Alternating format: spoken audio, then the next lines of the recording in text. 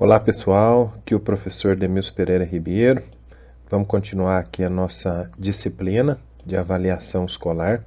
Gostaria que vocês prestassem atenção mais uma vez, tem aqui o meu contato no Instagram, se vocês precisarem, o nosso canal de aula. Essa é a aula 3 do nosso cronograma de aulas, pessoal. Vamos continuar trabalhando aqui as noções históricas de avaliação educacional, então é a continuação do nosso tema. Antes da explicação propriamente dita do conteúdo da aula, eu quero relembrar vocês, incentivando que vocês continuem trabalhando os mapas mentais, né? Eu trouxe aqui a função dos mapas mentais e algumas dicas de plataforma.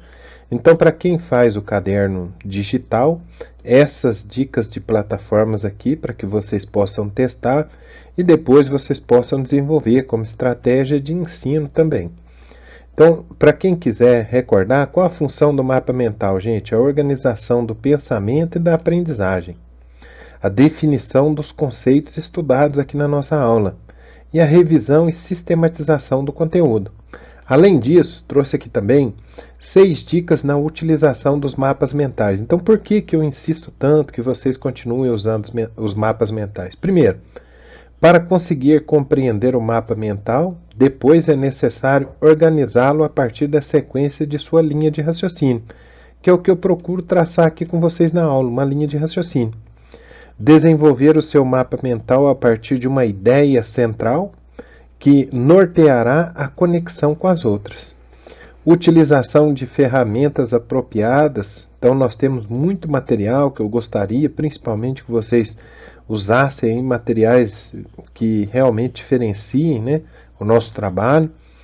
Utilizar elementos gráficos que permitam a representação visual das ideias. Conectar a ideia de maneira decrescente, o que mostra que nós estamos hierarquizando a nossa ideia. E utilizar cores. Bom, então lembrando, qual que é o nosso tema aqui neste momento? As noções históricas da avaliação educacional. Primeiro, nós ainda estamos trabalhando o contexto histórico da avaliação escolar, não é? Nessa introdução, gostaria que vocês observassem bem. Eu coloquei aqui uma nuvem de palavras. Se a gente pegar um artigo científico sobre noções históricas de avaliação escolar e a gente colocar esse artigo científico dentro de um programinha que produz uma nuvem de palavras, nós vamos ter, primeiro de tudo, a avaliação, o aluno, a aprendizagem, o processo, o professor, os métodos, o verbo avaliar. Então, essa nuvem de palavras é apenas para provocar qual seria a visualização mental a respeito do tema da nossa aula.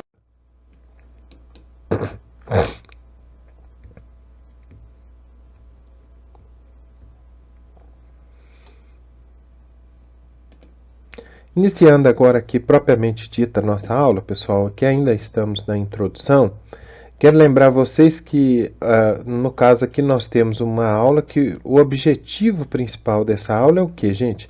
Trabalhar a história da avaliação educacional e como ela tem se consolidado na formação e na prática docente nos dias atuais.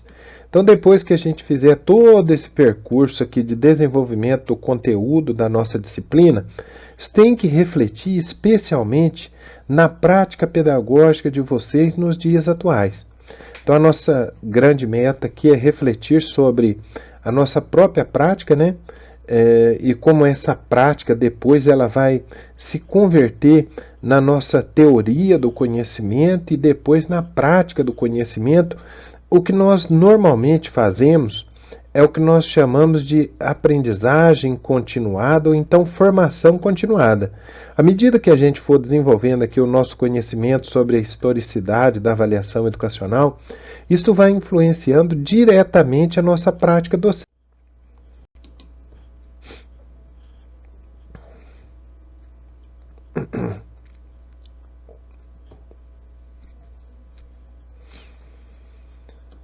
Primeiro, pessoal, vamos retomar aqui como será que era na história antiga. Bom, na história antiga, há registros episódicos que evidenciam os primeiros esboços de processos avaliativos. Aqui nós podemos citar alguns procedimentos usados, por exemplo, na China imperial, ocorridos há mais de 3.000 anos, para selecionar funcionários para o serviço público, que até hoje é uma prática, que é o concurso público que a gente tanto almeja, não é? O que era feito através de exames, cujo intuito era promover ou demitir seus oficiais.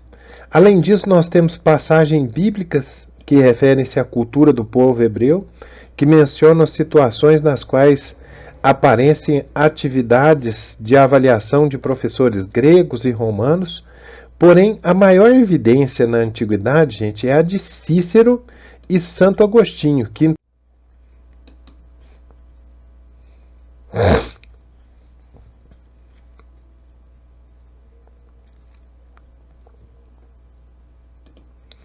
Agora, continuando aqui o nosso passeio histórico, vamos trabalhar um pouquinho na Idade Média. Na Idade Média apareceram os exames nas universidades, predominando aqui, gente, o método de concurso público oral. Então veja que aqui predominava a oralidade, na presença do tribunal, que eram os mestres, as autoridades do saber. No período histórico que nós chamamos de Renascença, permanecem os procedimentos seletivos, especialmente quando nós citamos alguns pensadores aqui, né?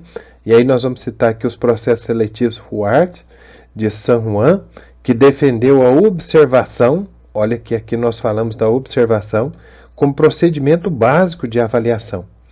A evolução dos processos, gente, segue ao longo do século XVIII, que é o nosso marco temporal, que já falávamos na outra aula, quando ventos democráticos sopraram em toda a Europa, aumentando a demanda do acesso à escola, que é muito comum. À medida que a democracia ela exige a participação do povo, essa participação tem que se tornar uma participação qualitativa. Então o povo clama por mais educação. No século seguinte, ou seja, no século XIX, estabelecem-se os sistemas nacionais de educação e a concessão de diplomas de graduação após a aprovação dos exames pelo Estado.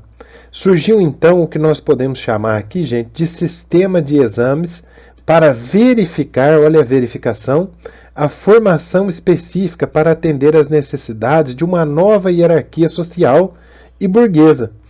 O mesmo autor que nós estamos citando aqui, ele nos remete ao fato de que nos Estados Unidos, em 1845, inicia-se o uso de técnicas de avaliação, tais como os escritos de testes. Começa nesse momento aqui, né, de forma mais objetiva, a respeito das habilidades específicas de leitura e de escrita. É no mesmo século XIX, que nós estamos tratando como marco temporal aqui, que nós podemos observar aqui a importância atribuída à medida dos testes como questões de...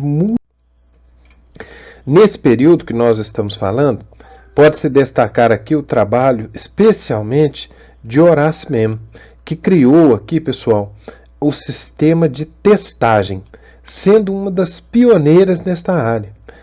Mann, ele deixa claro aqui, né, discutindo sobre a qualidade da educação, propondo que a experimentação de um sistema uniforme de exames. Então nós temos aqui, né, com essa base, a formação do que hoje nós temos aqui dos sistemas nacionais, dos sistemas estaduais e dos sistemas municipais de educação. Além disso, nós temos que os resultados dessa experiência, eles reforçaram muito as críticas feitas por Mann com relação à qualidade da educação. Indicou a possibilidade de testar os programas de larga escala, que no final da nossa disciplina nós vamos detalhar claramente aqui esses programas, com a finalidade de sugerir o quê? As melhorias nos padrões educacionais. As principais sugestões feitas por Mann foram substituir os exames orais pelos escritos, que é o que hoje nós vemos, dificilmente você tem um exame oral, utilizar ao invés de poucas questões gerais, uma quantidade maior de questões específicas e buscar padrões mais objetivos de alcance escolar. No final do século XIX, pessoal, especialmente 1897, J.M. Rice surge a primeira pesquisa de avaliação do ensino. É muito importante que vocês marquem isso. Esta foi uma análise comparativa em escolas norte-americanas sobre o valor da instrução no estudo da ortografia, usando como critério de scores os testes. Então, nós tínhamos ali um número dado de questões. Então, por exemplo, um universo de 40 questões, eu via quantos acertos, quantos erros, e aí eu formava aqui como se fosse uma régua de marcação dos níveis, de diferentes níveis de acertos e erros. Nas primeiras décadas do século XX, em sua maioria, nós encontramos aqui, gente, a atividade de avaliação educacional associada à psicometria, que nós temos que detalhar claramente aqui. Na sua gênese, no seu início, ela se baseava na teoria da inteligência, que nós vamos durante muito tempo criticar também. Por quê? Por causa da propriedade inata. Inteligente era aquela pessoa que nascia inteligente. E ela tinha esse aspecto fixo, né? De que o ser humano ou nascia inteligente ou não nascia inteligente. E que essa inteligência, ela poderia ser medida por instrumentos. Na França, especialmente, destaca-se a psicometria de Alfred Binet, o primeiro inventor do teste de medição do QI, que é o coeficiente de inteligência.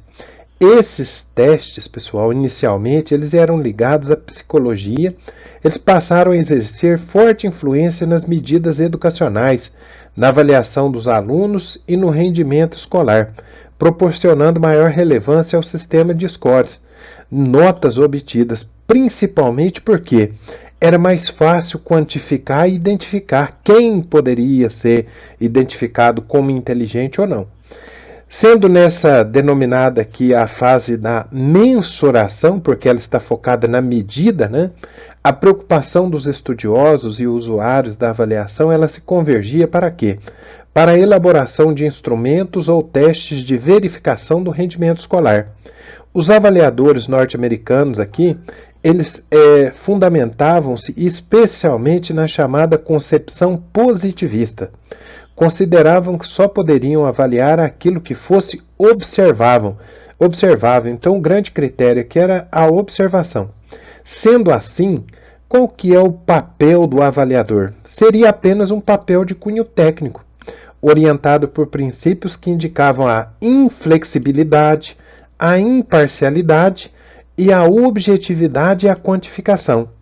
Ainda nesse período aqui que nós estamos identificando, que é o período que nós chamamos de fase da mensuração, verifica-se o desenvolvimento do que nós chamamos ali de docimologia. O que nós temos aqui com o termo docimologia? Vem do grego dokme e significa prova. Então, onde nós temos também o documento. Então, dokimologia, documento, estudo dos documentos. É um raro, especialmente aspecto no que se refere a estudar os exames, em particular no sistema de atribuição de notas e o comportamento dos examinadores e examinandos. Então, o que nós temos nesse estudo aqui? Na verdade, é a preocupação de que, diante de uma prova, as respostas elas estão muito relacionadas ao comportamento do professor e o comportamento do aluno, como se realmente só esses dois sujeitos do processo já pudessem responder claramente pelo resultado do processo. Observou-se nesse período aqui, gente, bastante efervescência do que nós chamamos de survey, que é o teste, né, a questão, a pergunta, que é uma metodologia que tende a usar o questionário e a entrevista, tornando-se a avaliação equivalente ao conceito de medida. Então, a avaliação era sinônimo de exame, pois a ideia da medida gerava consequências como aprovação e reprovação, integração e exclusão no tocante à sociedade. Essas características, elas marcaram a primeira geração avaliativa, que nós falamos que vai de 1920 a 1930, que possuía como enfoque o uso da avaliação para medir o rendimento escolar. Nesse contexto que nós estamos trabalhando aqui, na fase da mensuração, entende-se que os erros dos alunos não evidenciam nada mais do que a sua defasagem na aprendizagem, sendo de sua responsabilidade promover as correções necessárias à sua efetividade, visto que neste modelo A aprendizagem, gente, ela é concebida pelo aluno como objeto transmitido pelo professor. Esse tipo de avaliação que nós temos aqui, em forma de teste, de questionário, atende a uma demanda que não se preocupa com o desenvolvimento do processo, que é a aprendizagem, além de responsabilizar somente a figura do aluno pelo seu desempenho. Quando nós, com uma visão bem mais ampla, nós sabemos, a aprendizagem envolve inúmeras coisas, envolve parcerias, envolve família, estratégias pedagógicas, gestão escolar, políticas públicas. Nós podemos dizer que a aprendizagem nunca pode estar nem só centrada em aspectos puramente subjetivos, então nem só no aluno, nem só no professor, nem só nesses dois juntos, que seriam os aspectos subjetivos, ou seja, os sujeitos da relação. Ela é muito mais ampla que isso, pessoal. Então, com a intenção de dar resposta às novas exigências do mercado de trabalho, suscitada especialmente pela Revolução Industrial, as transformações estruturais que a sociedade estava acontecendo, tanto nos Estados Unidos quanto na Inglaterra, onde inicialmente a Revolução Industrial ela teve um grande destaque, o funcionamento das instituições sociais, a escola e outras mais, e os próprios programas e políticas, eles passaram a intervir muito fortemente nos currículos escolares e passaram a ter um foco muito grande no desempenho educacionais. Desencadeava-se assim o que nós chamamos então de período do desenvolvimento de pesquisas na área da avaliação educacional e nas tecnologias dos instrumentos de medida e análise, com o fim de que, gente, classificação dos alunos e determinação do progresso desses alunos. Aí nós podemos falar aqui, então, na segunda geração avaliativa. A partir da segunda geração avaliativa, que vai de 1930 a 1940, essa década, surgem estudiosos que desejavam compreender melhor o objeto da avaliação, ampliando o campo de pesquisa do desempenho do aluno para o currículo, os objetivos dos programas escolares. Assim, o papel do avaliador passaria a descrever os padrões e critérios de avaliação. Incluía-se, nesse caso aqui, o início de uma discussão em torno da avaliação relacionada à aprendizagem, que primeiramente foi denominada pelo norte-americano educador Ralph Tiller, e aí eu quero que vocês observem, muito importante esse período. Segundo Tiller, o que ele propôs, gente? Ele propôs responder às disfunções na prática da avaliação, responsabilizando não somente mais o aluno pelo seu desempenho, mas considerando os demais atores e envolvidos no processo de ensino-aprendizagem. Aqui Tiller ele se concentrava nas habilidades do indivíduo, que a partir de então serviriam para verificar a concretização ou não dos objetivos propostos para a aprendizagem. Vejam que o conceito de avaliação ele passa a ser associado à verificação dos objetos de um programa. Constitui-se, então, basicamente o que nós podemos destacar dos seus trabalhos científicos. O seu método de avaliação, gente, educativa, ele consistia em definir em que medida os objetivos pré-estabelecidos do ensino teriam sido alcançados. Nesse aspecto, educar consistia em mudar padrões de comportamento.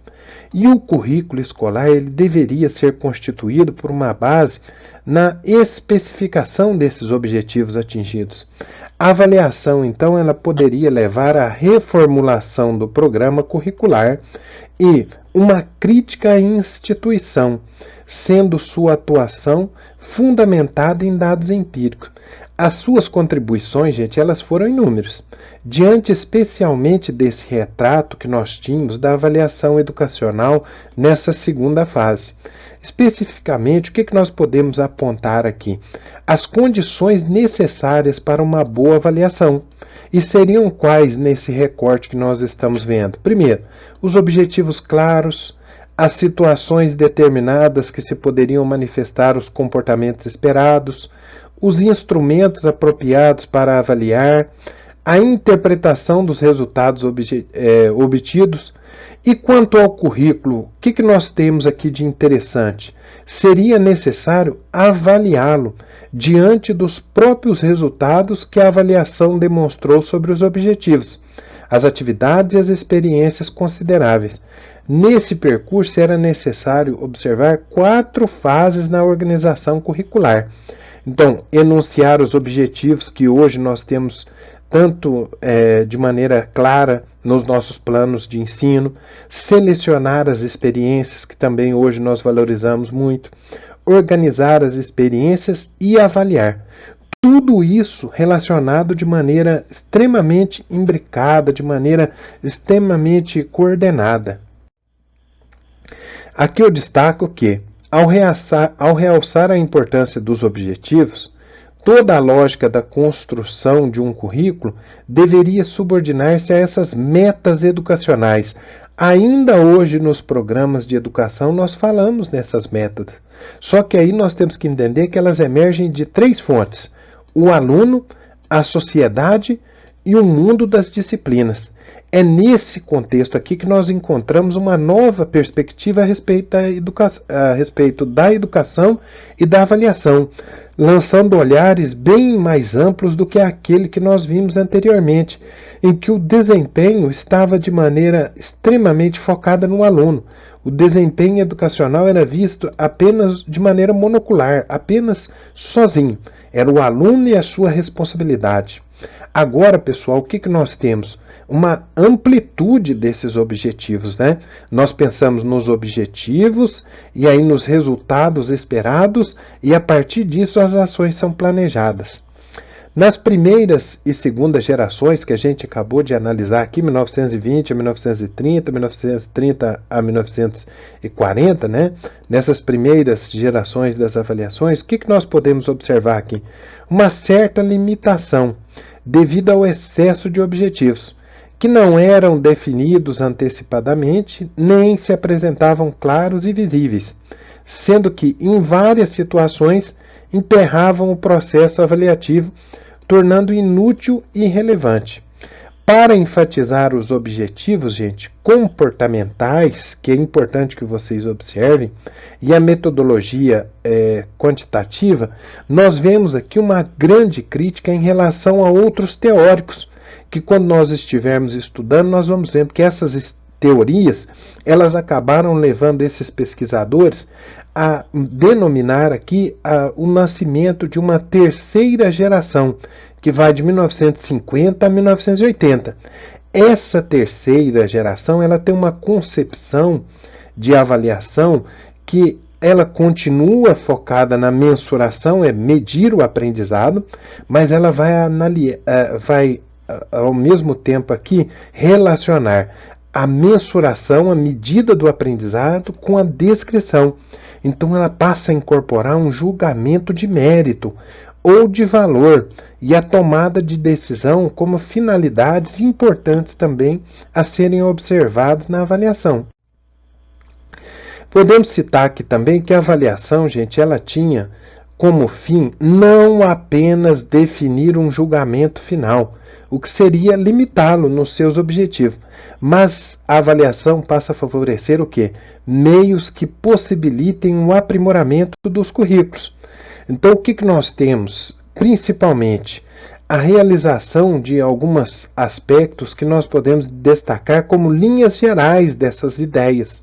Primeiro, a descrição dos resultados que a avaliação possa gerar, a integração de vários métodos para que se possa realizar uma avaliação capaz de ressaltar o seu papel político, que até então não se falava, diante da tomada de decisão para a criação de políticas públicas de educação, o papel da avaliação, né, no quanto à própria avaliação, a fim de significar os dados que ainda hoje a gente tem em relação às metas educacionais, que foram encontrados aí num aspecto muito mais ímpar, né, com a mudança de comportamento diante do currículo de um programa nacional, estadual, municipal.